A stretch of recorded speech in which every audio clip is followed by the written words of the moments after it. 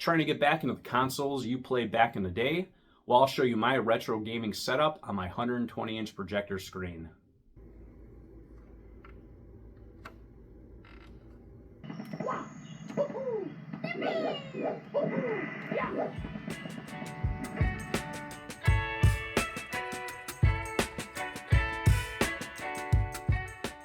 Hi, Nick from Old Fashioned Nights, and for this video I thought I would do something different and kind of show my retro gaming setup.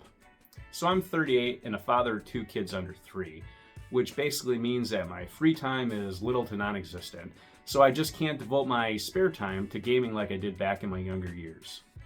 So the consoles I own in my life were the original Nintendo, Super Nintendo, N64, Xbox, PS2, Xbox 360, and the PS4.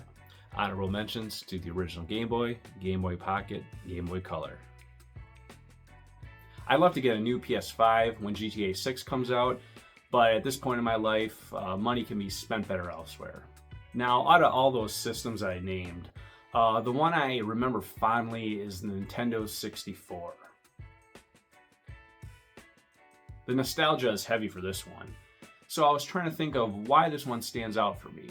Could be that going from the 2D graphics of the Super Nintendo to the 3D graphics of the N64 just kind of shattered my developing brain.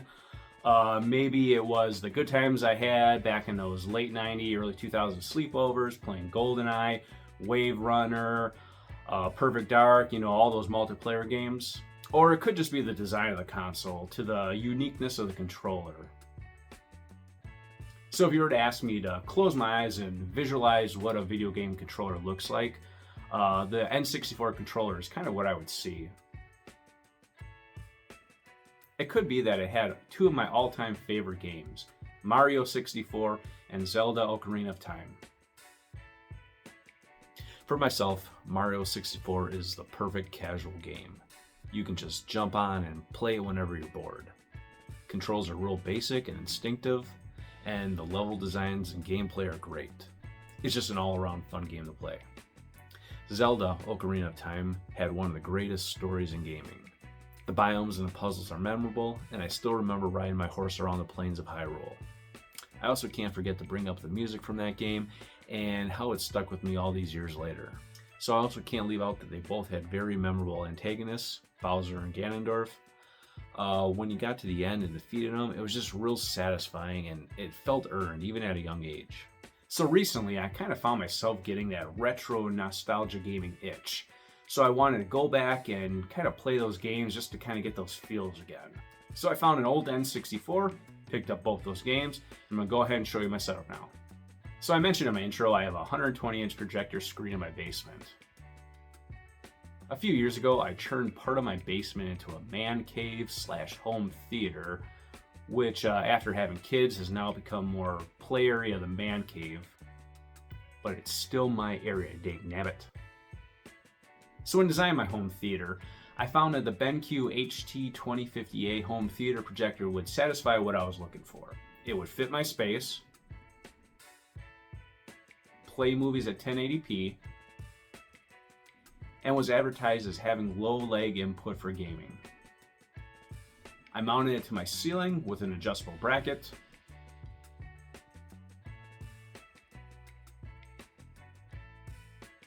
To get power to the projector without having to run an extension cord, I installed an outlet next to the projector in the ceiling. I then connected a single HDMI cable to the projector, ran it through my drop ceiling, and had it come down through cable covers to my entertainment console.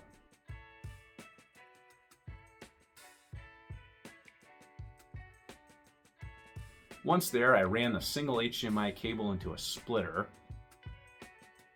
so I can easily connect to my Fire Stick, Blu-ray player, and finally my N64. Now the N64 didn't come with an HDMI output. I also had to buy an RCA to HDMI converter to get it to play. So let's get it turned on.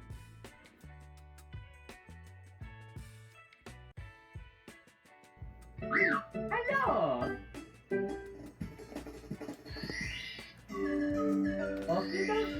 So for Mario 64 that ran at a resolution of 320 by 240, it doesn't look too bad going to a 120-inch projector display.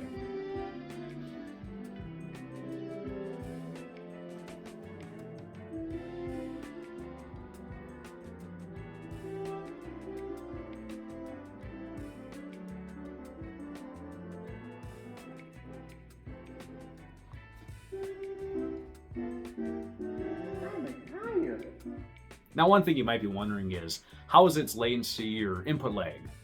I have the signal from the N64 going from an RCA to HDMI converter, then going through a splitter, and then finally up to my projector. Now, I don't have any fancy equipment to do any measurements on, but I'll go ahead and show myself pressing a button and seeing how it reacts on the screen.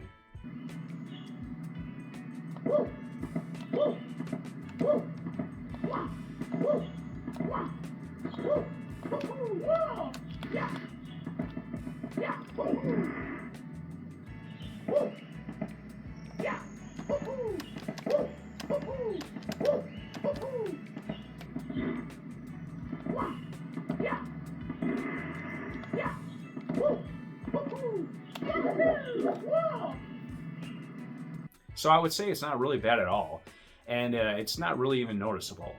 You know, I'm not playing online multiplayer shooters where, you know, milliseconds make a difference.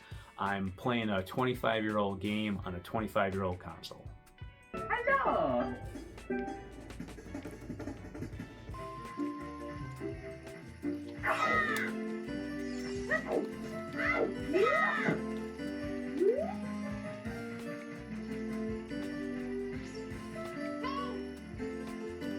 So I mentioned I don't have much free time anymore. You know, I might play this for an hour for a couple days in a row, and then I might not touch it for a couple weeks.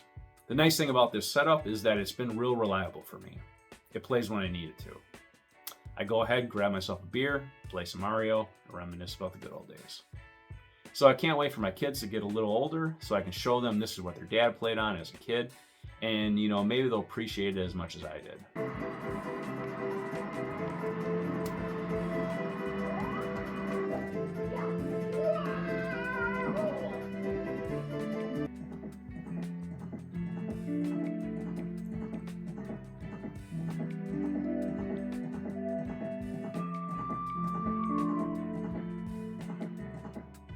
So I hope you enjoyed this video, and let me know in the comments what consoles or games you remember playing back in the day, and if you're kind of looking at getting back into the retro gaming. Like and subscribe if you enjoyed this content, and I'll see you in the next one. Thanks.